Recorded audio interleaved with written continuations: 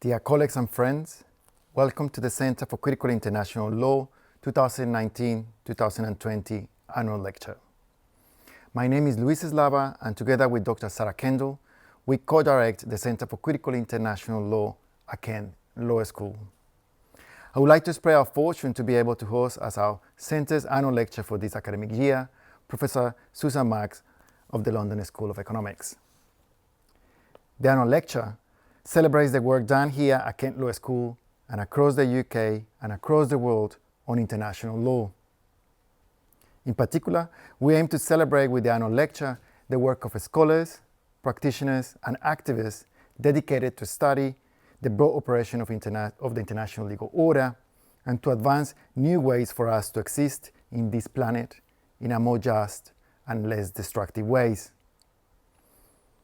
At the heart of the work that we celebrate with these annual lectures is a commitment to both interdisciplinarity and a profound respect for the field that brings us together, international law. We embrace that respect in a critical way, which for us means studying the international legal order in its current and possible future relations to the global political economic order, the natural environment, and our global society. The Center for Critical International Law was founded in 2008 by Professor Wade Mansell and Dr. Emily Haslam with these aims in mind. Sarah and I must thank them for the vision and the legacy that they set in motion. On an annual basis, the Center for Critical International Law brings leading thinkers in critical approaches to international law to our campuses in Canterbury and Brussels. We also run workshops, roundtables, book launches, and we host doctoral and postdoctoral researchers from across the world. All of these activities aim to celebrate and to enrich scholarship in the area of international law and to put international legal scholars into conversation with Kent Law School's world-leading reputation in social legal approaches to law and society. This year, we are facing an unprecedented challenge with the expansion of a global pandemic corresponding with the timing of this annual lecture. As a result of that, we are not able to celebrate the work of the Center and the work of our annual speaker in our usual manner, in a packed room filled with colleagues, undergraduate and postgraduate students, and members of the public. Although this saddens us, and although our hearts and minds are trying to process the current and future effects of the pandemic, we are also extremely thankful with Professor Marks, who has graciously agreed to go forward with her talk as a video-recorded lecture.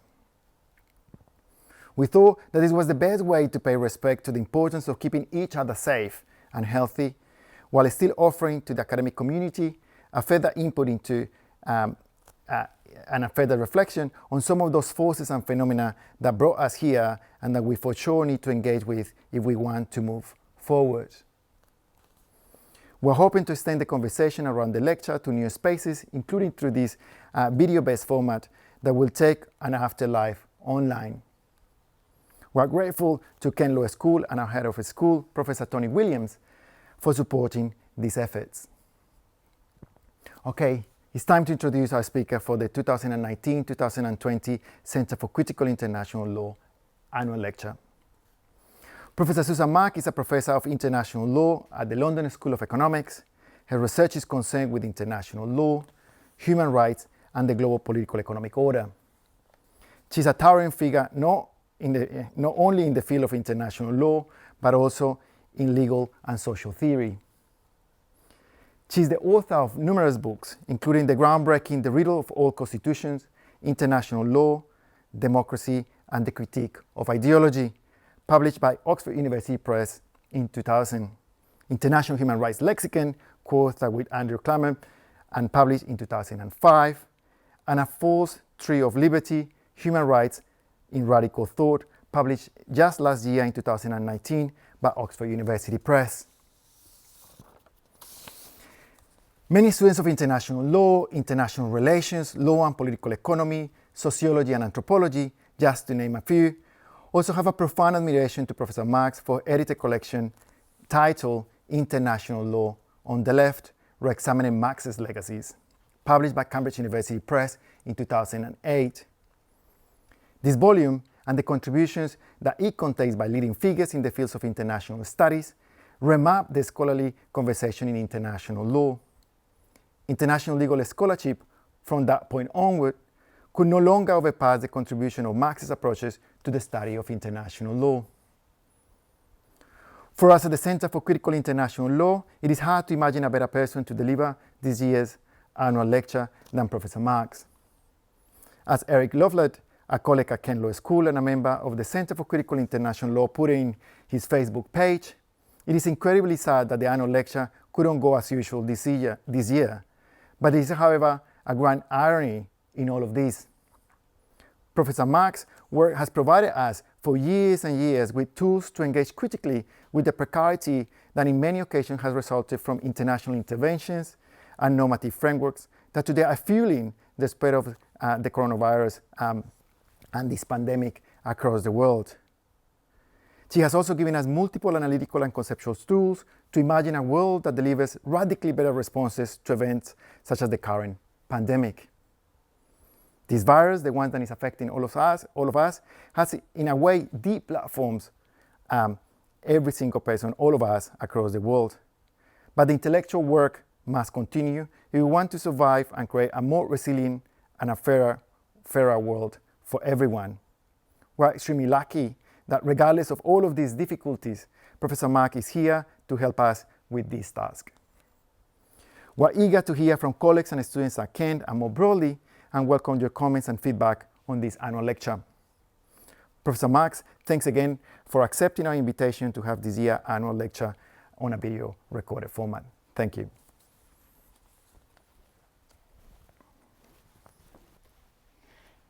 Thank you very much, Luis, for that extremely kind introduction. It's wonderful to be here to deliver this annual lecture and to follow in such an illustrious line of former CeCIL annual lecturers.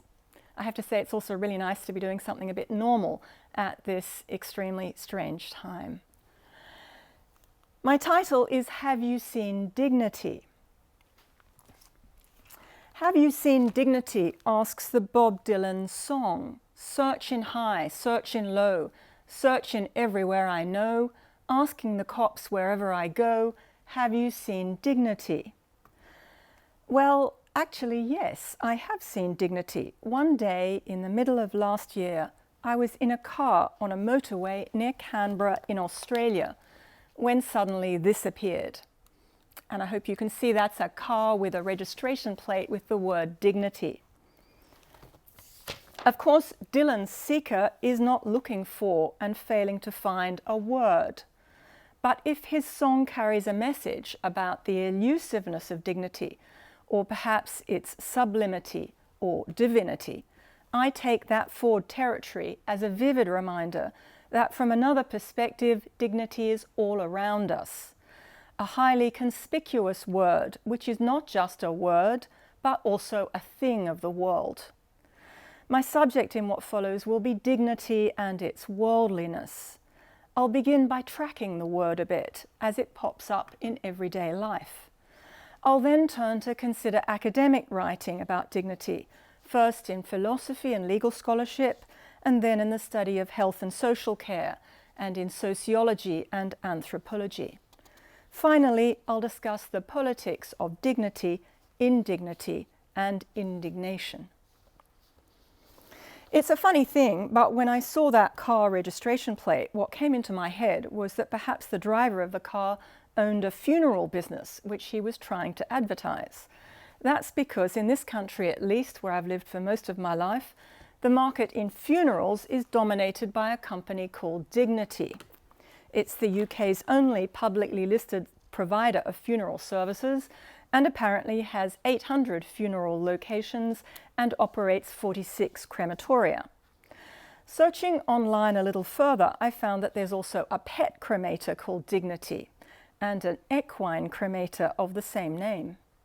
Equally, it may be recalled that the Latin root word dignitas is the name of a place in Switzerland where you can go to end your life, the world's first and still only centre for assisted dying. The concept of death with dignity is one that we hear about a lot in the context of debates about euthanasia, assisted suicide, and the right to die. Beyond that association with death and dying, dignity has a strong association with health care, social care, and matters of personal hygiene. So, for example, there exists a campaign in this country for period dignity, while toilet dignity is a big issue in many countries of the global south. I'll return to that topic later. In 2018, an organisation was set up in Scotland to distribute what it calls dignity boxes. The boxes contain basic toiletries, and the system is that people donate toiletry items which are then put into small boxes that are left openly in places with high levels of deprivation to be taken and used by people in need. Dignity boxes can be found at locations around Edinburgh and West Lothian, though the organisation expresses the hope to expand its reach in the future. The National Dignity Council of the UK is a network of health and social care professionals and others dedicated to promoting what it calls dignity in care. Dignity in care is the basis of a 10-point dignity challenge, which the Council has elaborated, comprising 10 key points or dignity do's to ensure, as it puts it, high-quality services that respect people's dignity. To help in carrying forward its work, the Council has designated the 1st of February an annual Dignity Action Day and has appointed a Dignity Ambassador and Dignity Champions. Some of you may have seen posters or leaflets prepared or inspired by the National Dignity Council in doctors' surgeries or hospitals. This emphasis on dignity extends to the field of medical technology. In healthcare product supplier Vernacare's A to Z of patient care, D is for dignity. Wade Ceramics is a manufacturer of porcelain products that produces what it terms an assistive tableware range called Dignity. Among the items available is a two-handed cup designed for people with Alzheimer's disease or dementia. Another company makes a waterless shampoo that can be used in bed, which is likewise labelled Dignity. Perhaps connecting some of the issues on which I've already touched, elder care is a sphere in which dignity has particular prominence. The Observer once ran a campaign for dignity at home, posing the question, is dignity at home too much to ask for our elderly? It was reported that, quote, hundreds of thousands of Britain's elderly rely on home care visits to lead a dignified life in their own house. But as local authorities reduce funding, an increasing number of our most vulnerable citizens are being neglected, end of quote. The example given was a 72-year-old woman from Essex who was housebound due to severe arthritis and suffered from incontinence. After reducing the number of baths to which she was entitled every week from 2 to 1, the authorities had told her that even that was to end and she was to have to make do with a daily sponge down. And while we're on the subject of elder care, I was slightly disconcerted to learn that Dignity is the title of a bi-monthly magazine providing practical information to the over 50s on subjects such as older people's mental health, anti-aging activities, retirement and pensions, and what they termed living well on less. What are some of the other contexts in which we might be likely to come across a discourse of dignity? Well, I see that my host in this lecture, the University of Kent, has joined countless other employers in the UK and no doubt elsewhere in developing and putting on its website a Dignity at Work policy. You can read there that the University of Kent is committed to fostering a positive working environment in which all employees are treated fairly with dignity, courtesy, respect and consideration. The policy outlines the types of behaviour that are held to bear on dignity at work, including harassment, bullying, victimisation and unlawful discrimination, along with the support services available. Given the phenomenon of policies such as this, we should not be surprised that dignity has high visibility in management consulting and more generally in the business of corporate and organisational advice. Donna Hicks is the author of a book published in the United States called Leading with Dignity, subtitled How to Create a Culture That Brings Out the Best in People. The book tells of how, quote, regardless of whether our concern is leading our personal lives or leading an organization, a key to being successful is dignity consciousness, end of quote. And it puts forward its own 10-point program for building a team and creating an organizational culture that, in its words, honors and avoids violating dignity. In a similar vein, leadership coach Glenn Lopez advises that human dignity, again quoting, must serve as the foundation for the way in which we think, act, and innovate in this age of personalization. We can't elevate the capacity of individuals without first building trust, and we can't build trust without first honoring the dignity of the person before us. My references so far have all been to the English word dignity, and along with one to its Latin root. I shall have a little bit to say later about translation issues involving that word.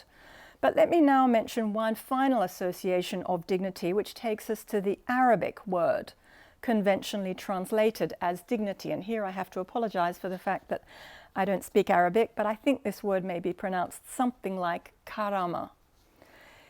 It is well known, I think, that this was an important concept in the Arab Spring of the early 2010s. Echoing an earlier nationalist slogan, Abdel Wahab el-Afendi said at the time that the point was not just to demand jobs and bread. The uprisings were needed, in his words, so that the people would deserve bread. The uprisings were needed to restore the dignity of the people. Something like Asteadat Karamat al-Na'as. Indeed, the Tunisian revolution is sometimes called the Dignity Revolution, Thawat al-Karama, and the Tribunal of Transitional Justice, which was later set up in that country, was called the Truth and Dignity Commission, which I am able to have a bit of a better stab at pronouncing because the French title was used, Instance Vérité et Dignité.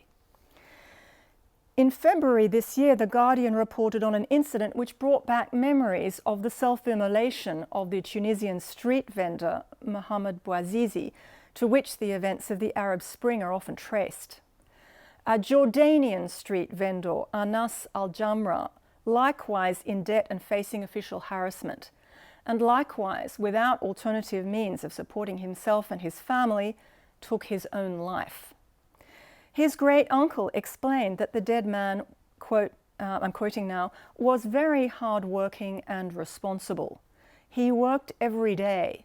Sometimes he left the house at 6 in the morning and only came back at night after 10. He just wanted to live with dignity. Okay, you might very well be thinking by now, but what is dignity? What is it to live with dignity?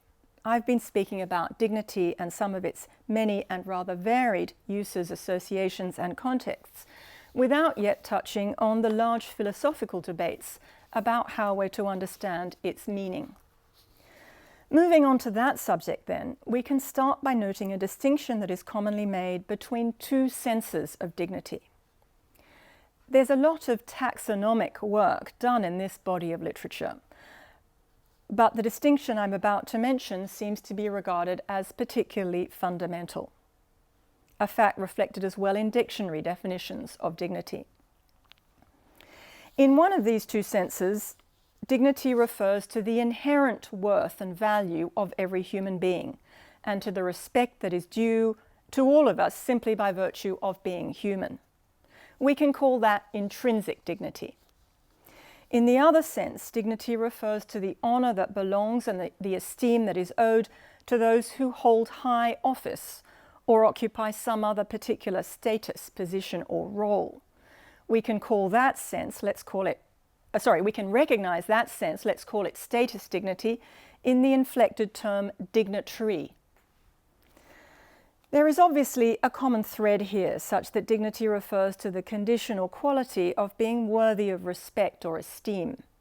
But while intrinsic dignity is an egalitarian idea about universal human worth, Status dignity is rooted in hierarchy, privilege, and rank.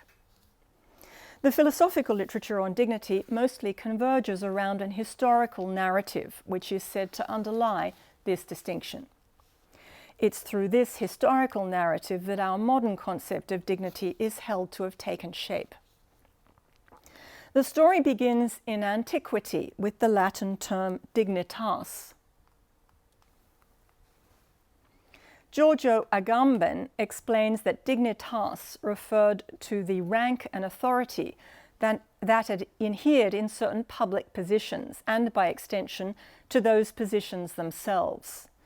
Book 12 of Justinian's Code, entitled De Dignitatibus, provides a catalogue of these high-ranking positions or dignities at the time he wrote: the emperor, the consuls, the patricians, the praetorian prefects, and so on, along with information about the honorific titles and other formal privileges that went with them.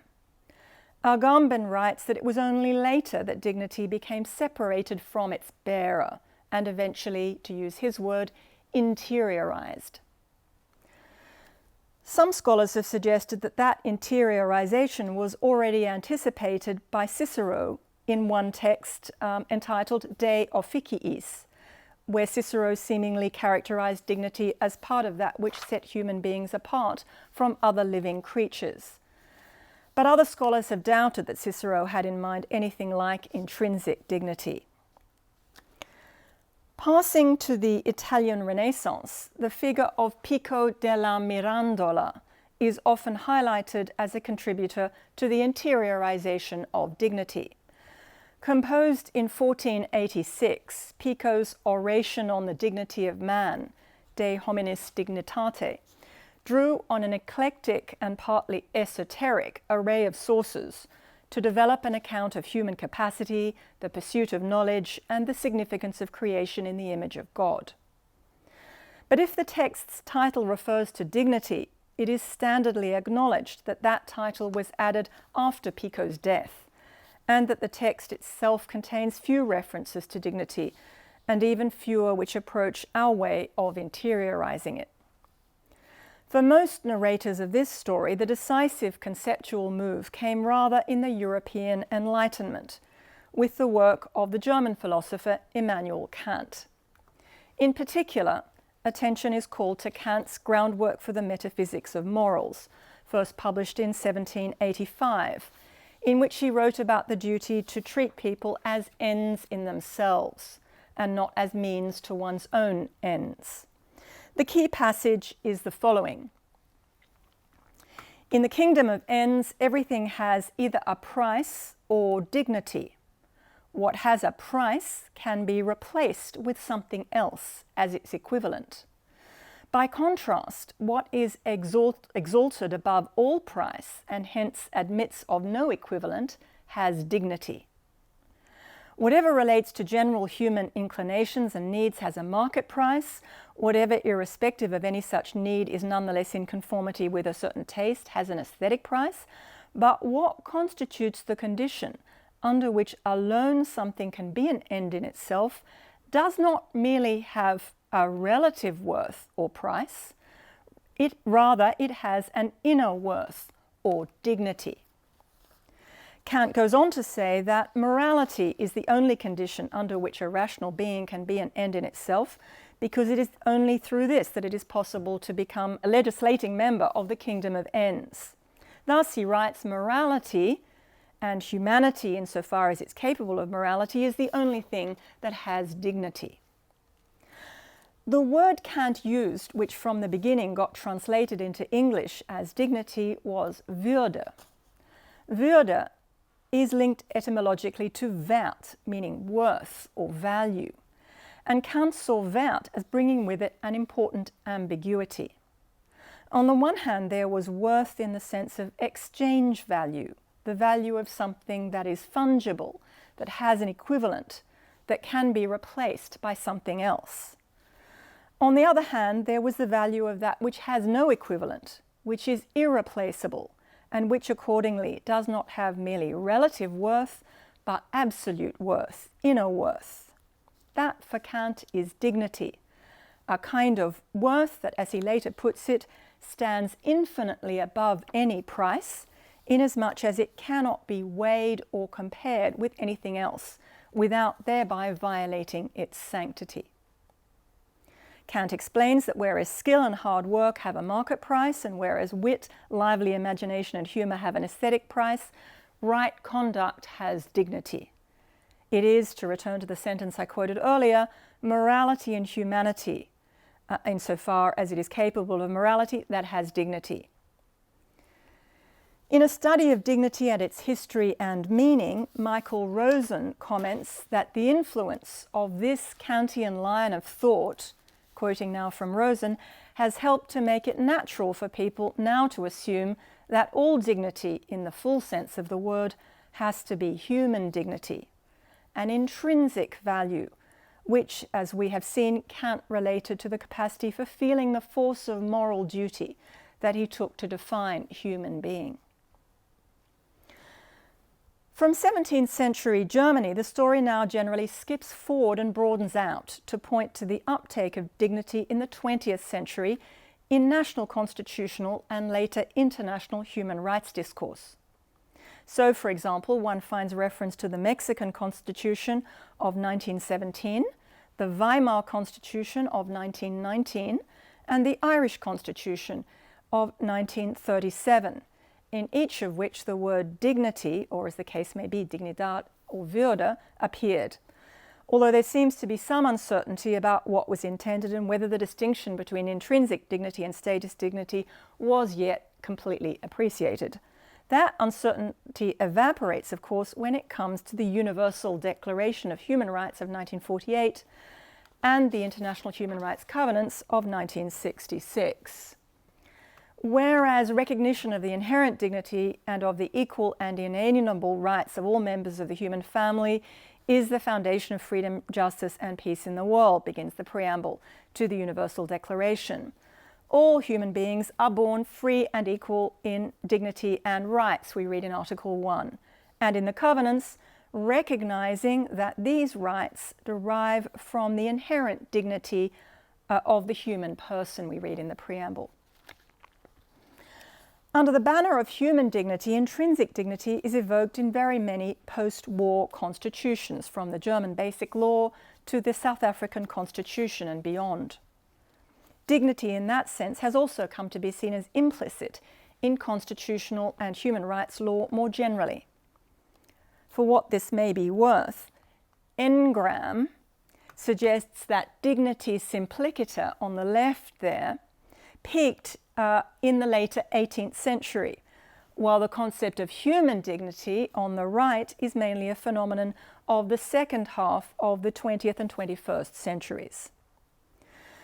Central to the prevalence of human dignity in recent decades is the very large jurisprudence that has built up out of interpretations of dignity in national and international courts and tribunals, along with the legal scholarship that has in turn built up out of that jurisprudence.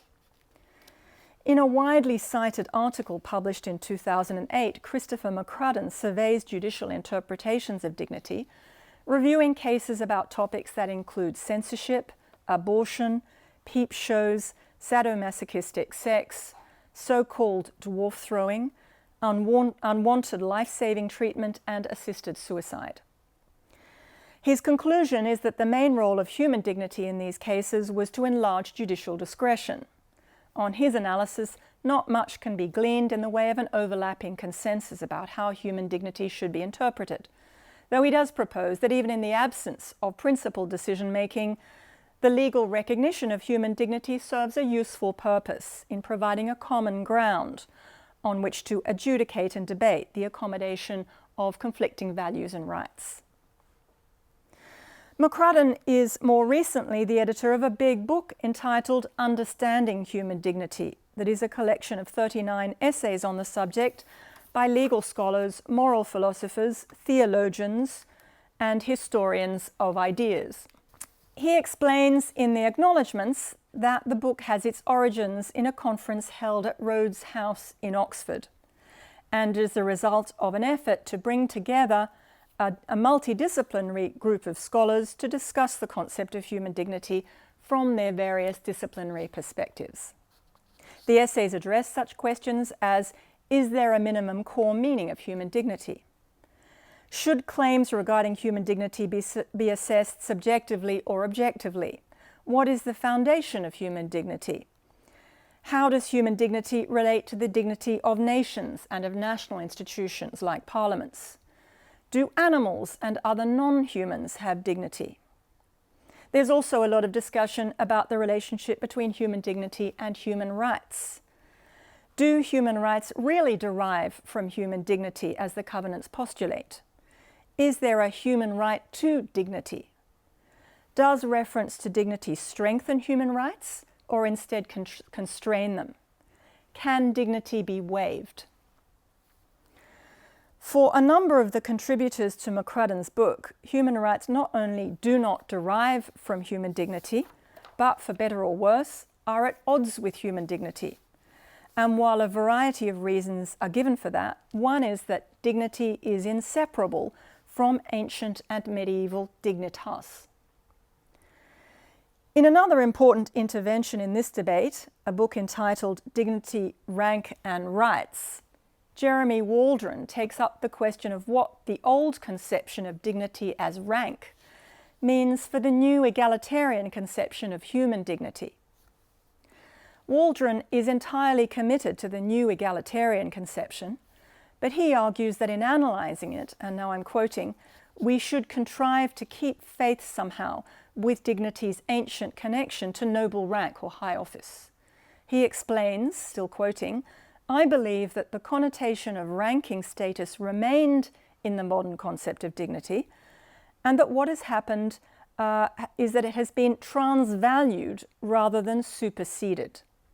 That is to say, the modern, again quoting, the modern notion of dignity involves an upwards equalization of rank, so that we now try to accord to every human being something of the dignity, rank and expectation of respect that was formerly accorded to nobility. The problem with this, Samuel Moyn argues in his book Human Rights and the Uses of History, is that it's hard to see on what basis anyone could be confident that such an upward equalization of rank will get us very far.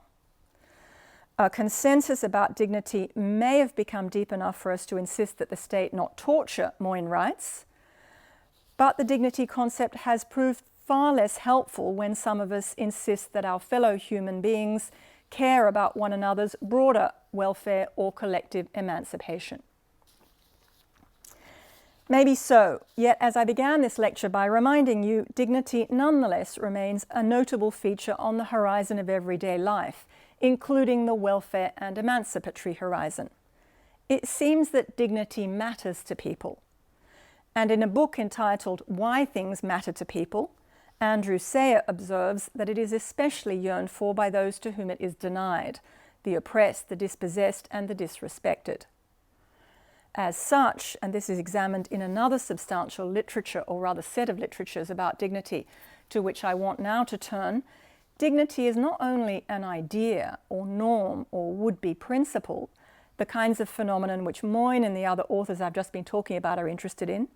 It's also a practice, a performance, and a lived experience, something that is not just in our heads, but is embodied and ineliminably relational.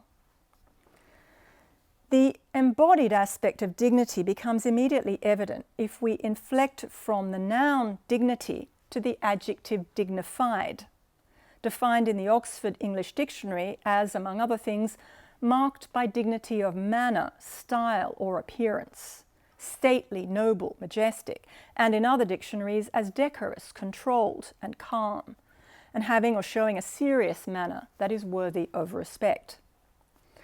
Agamben advises that even in Latin and medieval usage, dignitas denoted not only an elevated status or personage, but also the physical appearance appropriate to that status or personage. When it comes to contemporary English, Sayer recalls that dignity is rendered in the language of posture, comportment, facial expression, and spatial orientation, We speak of holding one's head up high, of standing tall and not stooping low, of saving face, keeping a level head, and maintaining composure. We speak of people being above certain things which they consider beneath them. As that last reference indicates, sometimes what is displayed seems to be arrogance, haughtiness, or snobbery. And despite Waldron's transvaluation, Sayer remarks that, now quoting, dignity can easily be confused with rank and dominance. At the same time, Sayer also points to the confusion that stems from the supposed immanence of intrinsic dignity. We speak of dignity as something everyone just has, yet we know that in real life, dignity is fragile and precarious, and very much more so for some of us than for others, and for all of us at some times more than at others. That dignity depends on how people conduct themselves and are treated by others is the premise of a large body of scholarship in the fields of medicine, nursing, social work, sociology, and anthropology. Let's begin with the first three of those fields, the health and social care sciences. I referred earlier to the UK National Dignity Council's decalogue of dignity dues. It's perhaps worth glancing at that now, inasmuch as one can find there many familiar ideas about what it is for a doctor, nurse, care worker, or other similar professional to treat someone they're looking after with dignity. They include showing respect, treating people as individuals, enabling them to maintain maximal levels of independence, choice, and control, listening to them and allowing them to complain, acting in a way that helps them to maintain confidence and positive self-esteem, and respecting their privacy. In an influential publication that appeared in the Journal of the American Medical Association, Harvey Chochinov applies these ideas to the context of end-of-life care, proposing a model of palliative care which he terms dignity-conserving care. The model breaks down the issues affecting dignity into several categories and identifies therapeutic interventions specific to each that can be made to conserve the patient's dignity. Finding ways of living in the moment and maintaining normality is one example of these. In another paper, Jeannette Pulse addresses the complexity of dignity in the sphere of health and social care in a very different way. Pulse studied care practices in two institutional settings in the Netherlands, an innovative psychiatric hospital and a more traditional geriatric residential home. In particular, she looked at how the nurses or care workers handled patients or residents who didn't want to wash or be washed. Did they force them to wash or be washed?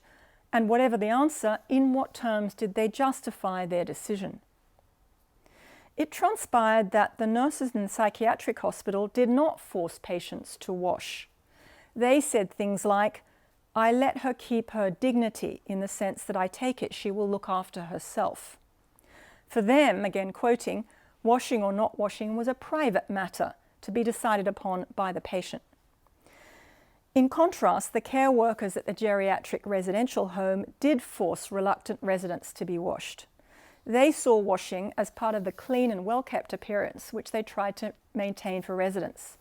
They said things like, "It's out of bed in the morning, washing so that the residents look nice, and so that they can at least feel good about that. I find that really important. It's their sense of dignity."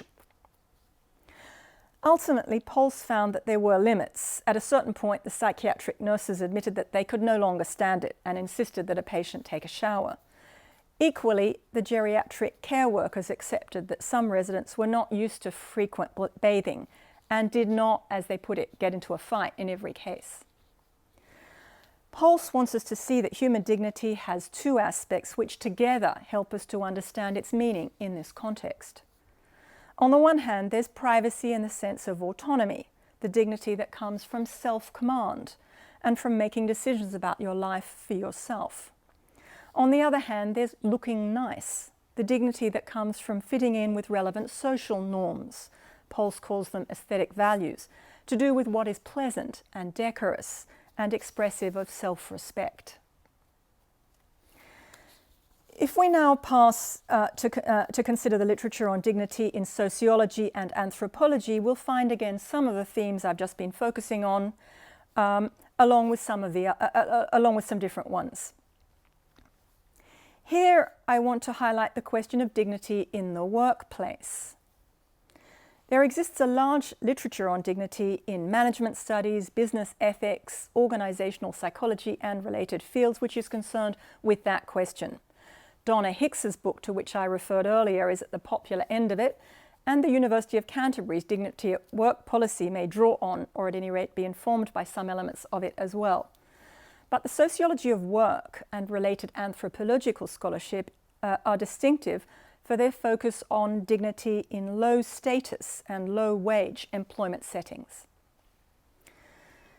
In a book published in 1999 entitled No Shame in My Game, Catherine Newman presents research she conducted with people employed at fast food outlets in New York City. She was interested in them as exemplars of the urban working poor. And one of the things she set out to investigate was how they managed to maintain their dignity while doing a job that paid wages on which they could barely survive, and in some cases actually could not survive, and that, in her words, was the butt of countless hamburger flipping parodies and sarcastic asides.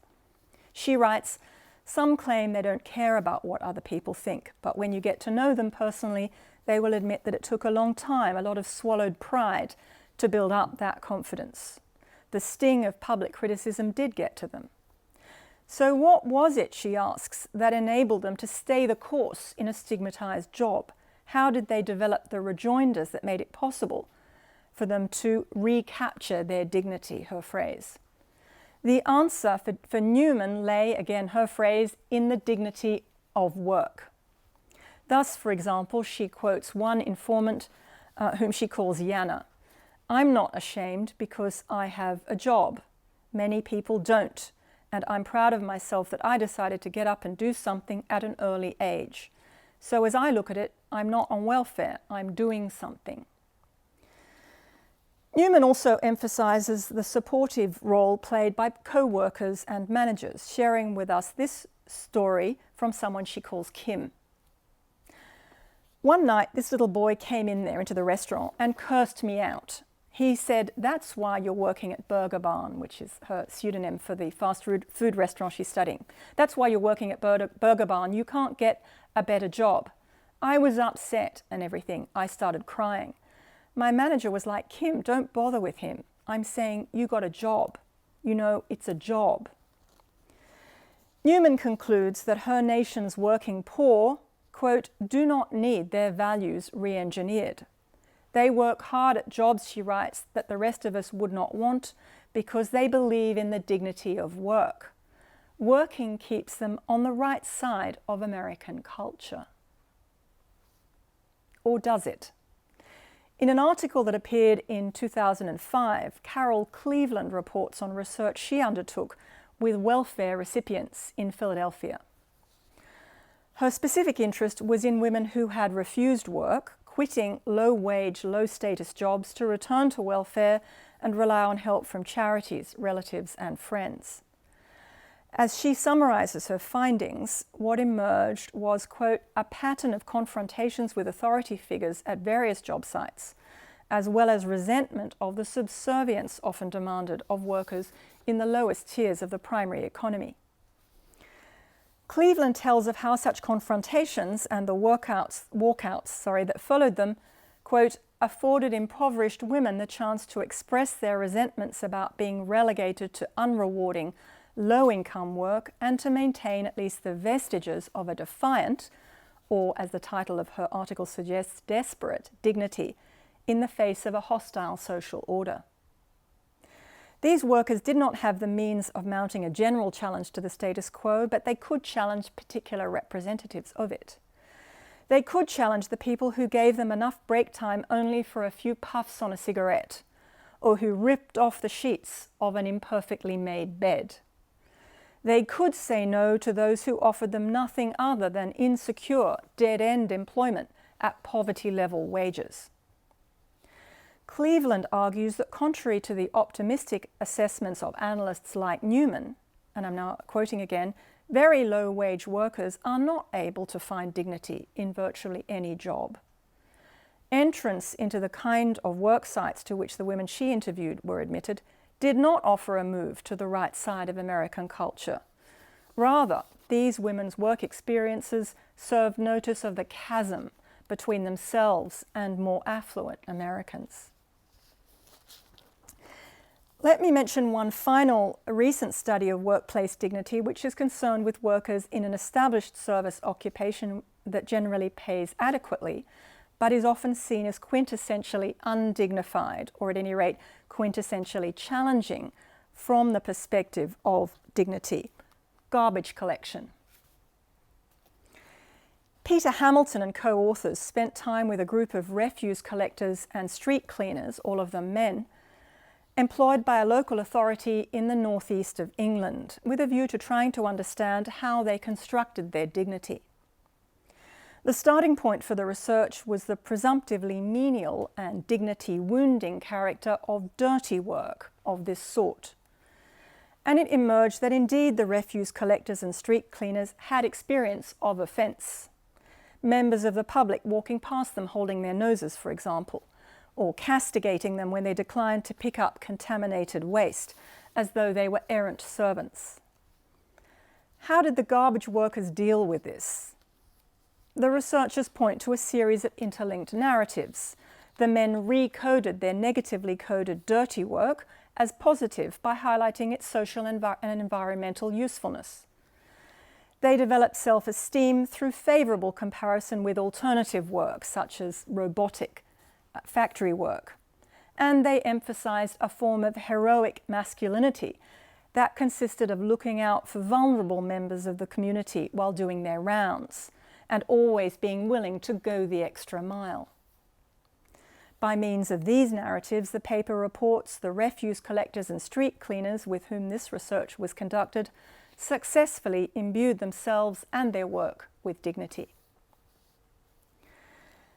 Dignity, then, is not just an idea, it's something intensely practical and relational, a fact reflected and explored in a huge body of empirical work in different fields, of which I've just touched on a tiny sample. What can we learn from that sample? Well, we've seen that in some life circumstances and for some sections of society, dignity does not seem to be a quality one just has. Rather, the experience of dignity is that it is under threat or hard to hold on to, and needs to be maintained, constructed, even recaptured. We have seen too that that is partly a matter of how people are with themselves, so to speak, the narratives they develop about their identities and their lives. But it's also partly a matter of what their encounters are like with others, how they're treated day to day, what they do, what they're allowed to do and to be. Remember the psychiatric nurse saying, "I let her keep her dignity." In that regard, I noted the wider phenomenon and research topic of dignity-conserving professional practices. In some other studies, the focus is on practices or forms of dignity work undertaken by those whose dignity needs conserving themselves. Yet we've seen that what are in issue here are not just practices, but feelings as well. At some level, dignity is irreducibly subjective, bound up as it is with such positive emotions or psychic states as pride, self-esteem, self-respect and confidence, and such negative emotions or psychic states as humiliation, embarrassment, and shame.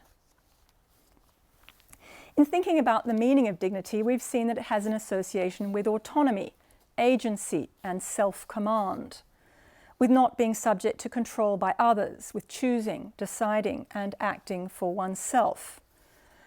That is the sense of dignity that can be found in much of the philosophical writing about dignity, as well as in legal commentary on the subject, some of which is quite extravagantly libertarian. On the other hand, and at the same time, dignity is also understood to engage social norms, or as Pulse calls them, aesthetic values, to do with what is expressive of self-respect. Hence the care worker who took protecting or conserving the dignity of residents at a geriatric home to mean ensuring that they look nice. We've seen that at least in some cultural contexts, dignity seems to have a special relationship with cleanliness and dirt. In the empirical literature about dignity, a recurrent question is how disfavoured or stigmatised groups manage to maintain their dignity, and one strand of that relates to people who perform dirty work. I touched on a recent UK-based example. Another strand relates to people in jobs at the lowest paid and most insecure end of the employment hierarchy.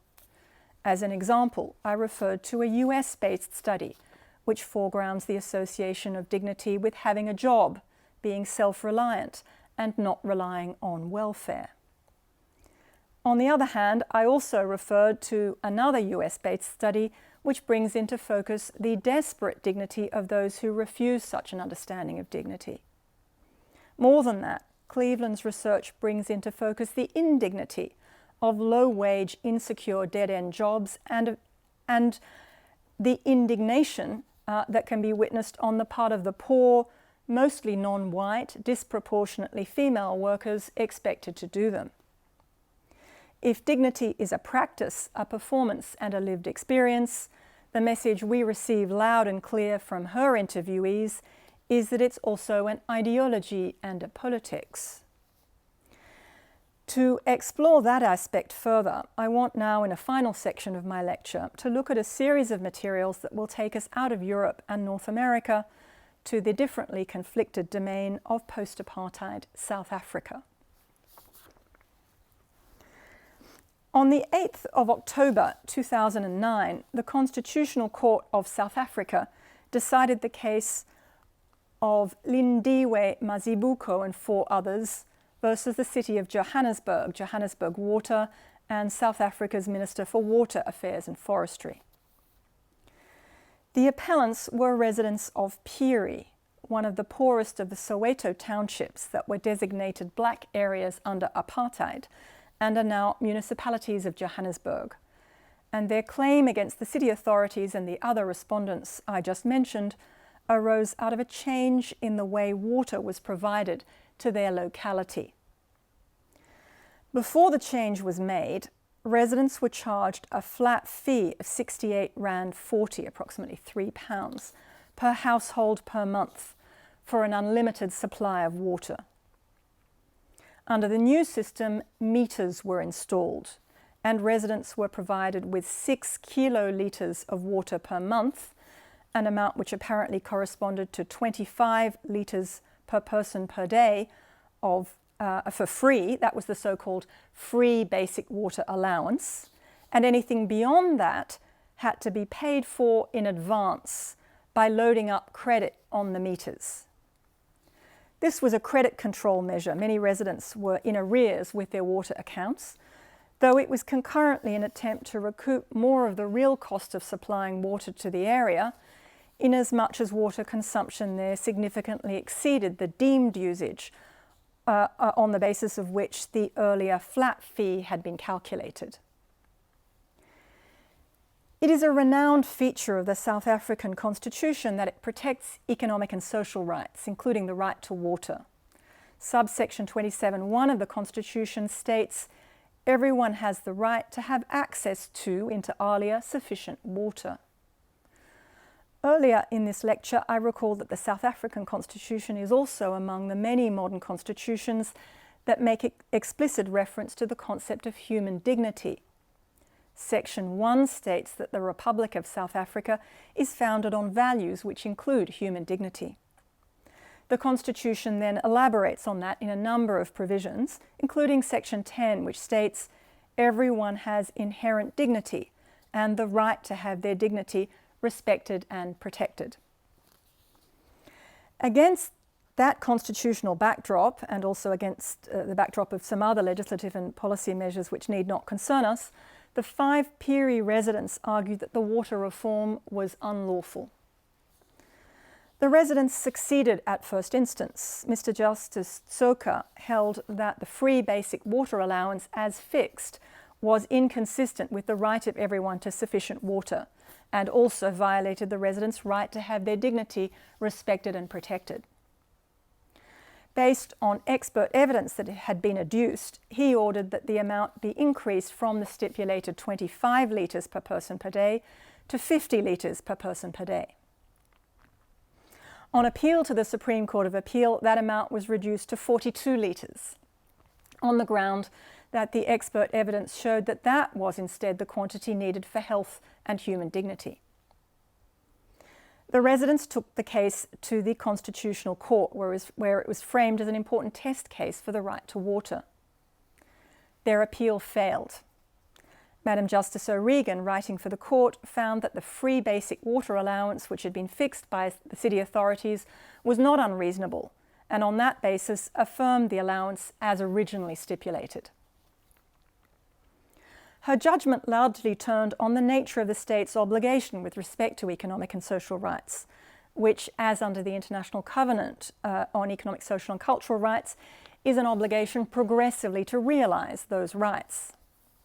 Madam Justice O'Regan affirmed earlier jurisprudence to the effect that that implies a duty to make minimum core provision pending full realisation, provision which, as just indicated, she was satisfied had in fact been made.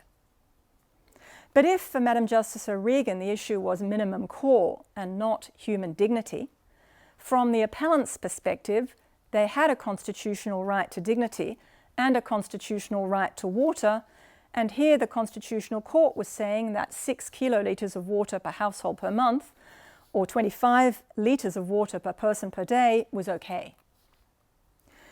Let's go back for a moment to the decisions of the courts below. What was the conflicting expert evidence on the basis of which the judge at first instance ruled that the free basic water allowance had to be 50 litres per person per day, while the Supreme Court of Appeal reduced that to 42 litres per person per day?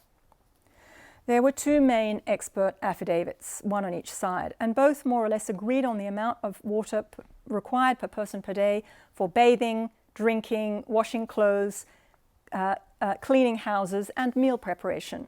Where they differed was on the amount needed for sanitation. According to the affidavit adduced on behalf of the residents, 20 litres per person per day was the basic requirement for sanitation alone, and that would rise to 75 litres or more if the houses were connected with inefficient conventional sewerage systems, as was commonly the case in South African townships.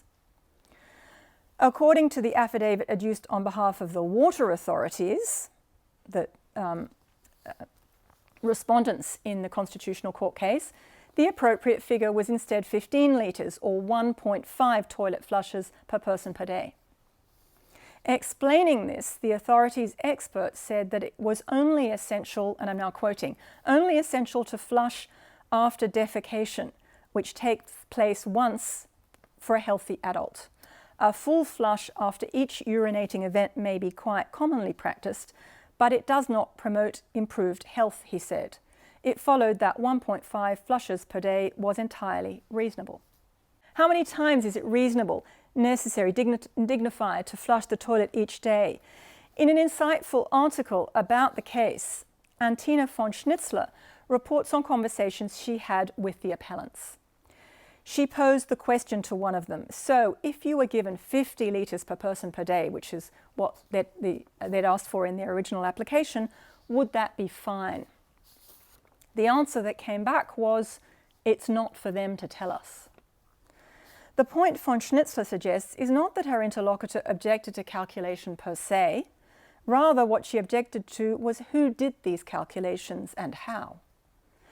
Human dignity is declared by philosophers and constitutions and treaties to be inherent, but for this Peary resident, nothing could be clearer than that authoritative knowledge about human dignity was produced in judicial and administrative processes.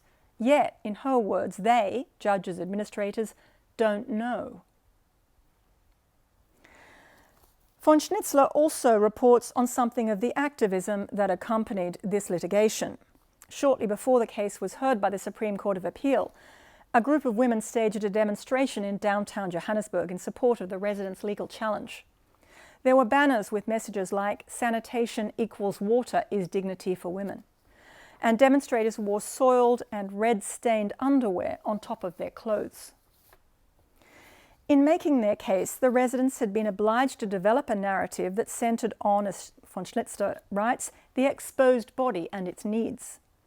And here in this demonstration, von Schnitzler directs attention to the way that got dramatized, but also in some sense turned around in an ironic performance of indignity.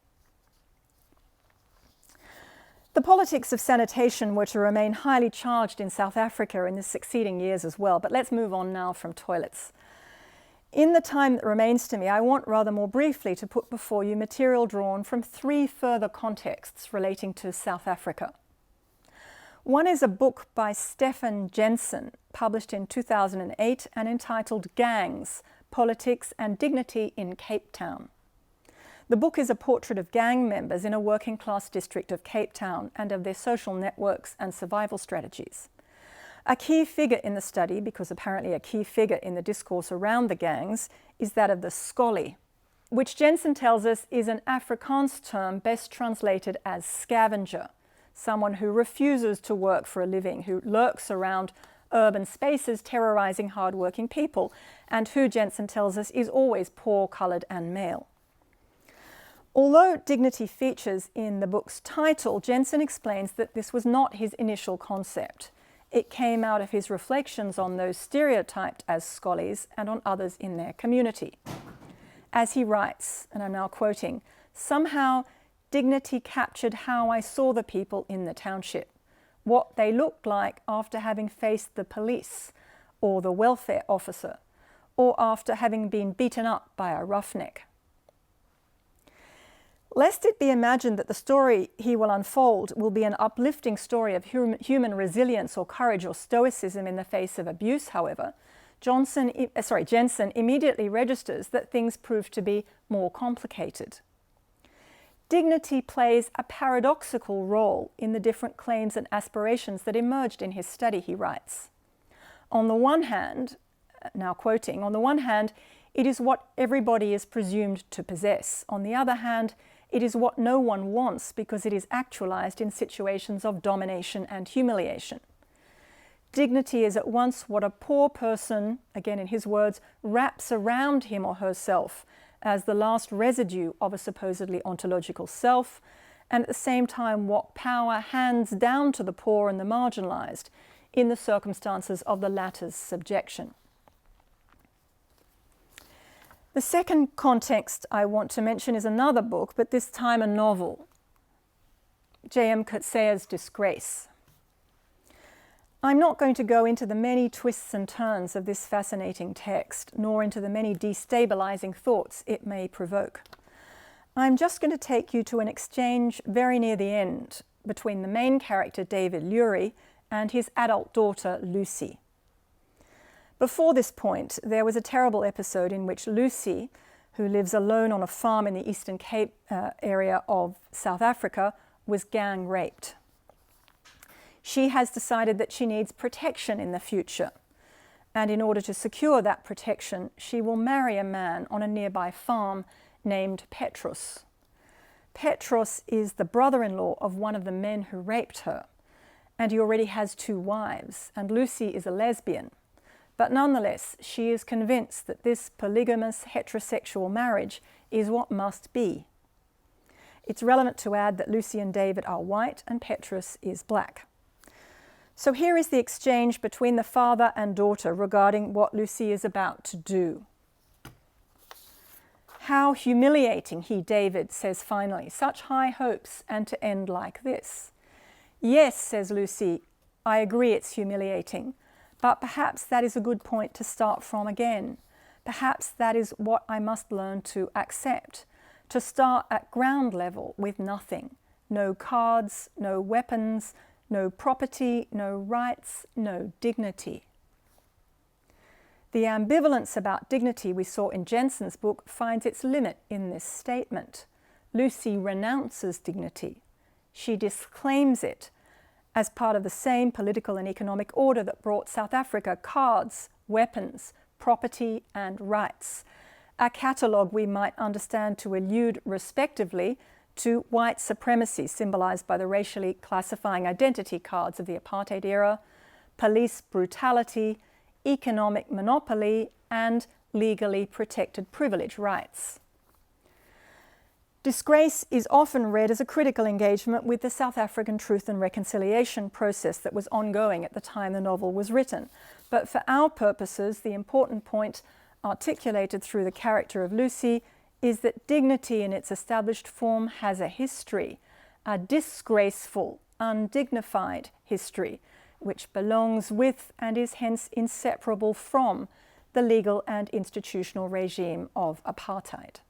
Or rather, more than that, what we hear from Lucy is that it is inseparable from the legal and institutional regime of colonial capitalism. Parenthetically, we may note just one example used in some of the scholarship to illustrate this, which is drawn from Chinua Achebe's colonial Nigeria set novel, Things Fall Apart. At the end of the novel, a man kills himself by hanging himself in a tree. The suicide follows an act of anti-colonial resistance, but the dead man's comrades need to ask a colonial official who arrives on the scene to have him cut down, as it's against their custom to do so themselves. Questioned by the colonial official, they explain that for them, suicide is an abomination, so only strangers may touch the corpse. The official, who is more specifically the area's district commissioner, orders someone to do it, and Achebe then has his narrator express what is in this white man's mind in the following terms. In the many years in which he, the district commissioner, had toiled to bring civilization to different parts of Africa, he had learned a number of things. One of them was that a district commissioner must never attend to such undignified details as cutting down a dead man from a tree. Such attention would give the natives a poor opinion of him. In the book which he planned to write, he would stress that point. Those who've read the novel will know that, as is revealed in its very last line, the district commissioner's proposed title for his book is The Pacification of the Primitive Tribes of the Lower Niger.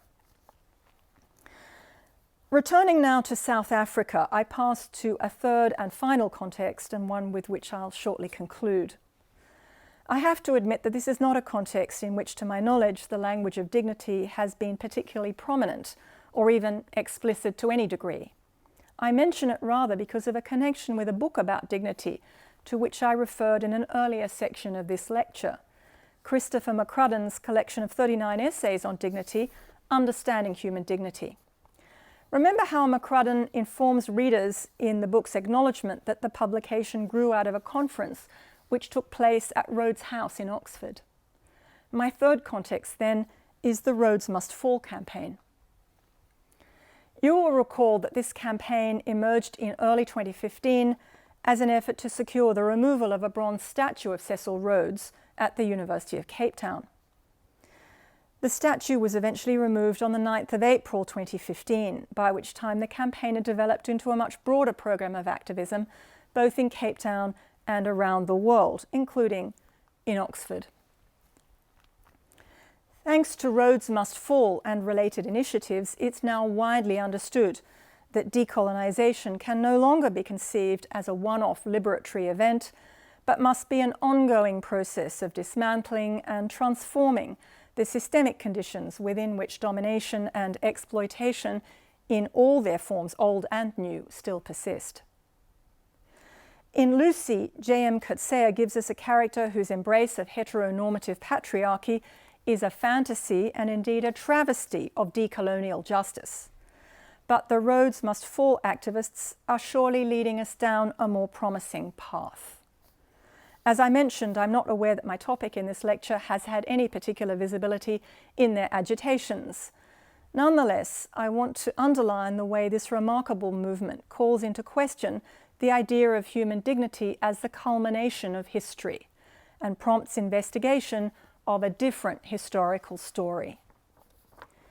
In a marvellous paper about dignity in colonial Australia, Shane Chalmers shows us what that alternative history might reveal. That when viewed in colonial perspective, human dignity never was the egalitarian concept of liberal imagining.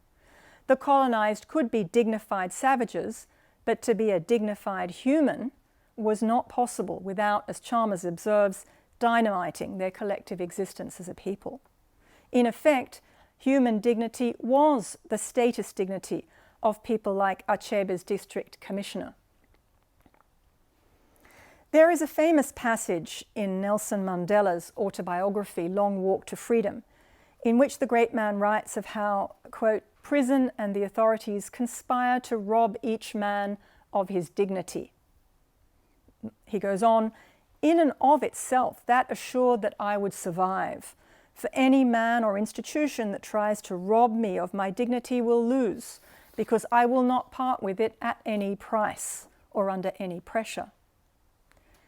Dignity matters to people. That cannot be emphasized enough.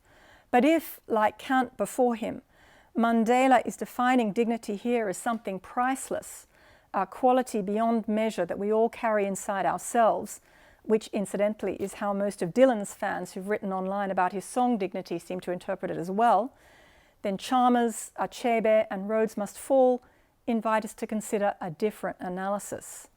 Dignity has a price. It has been and continues to be quantified, calibrated, and very unevenly distributed.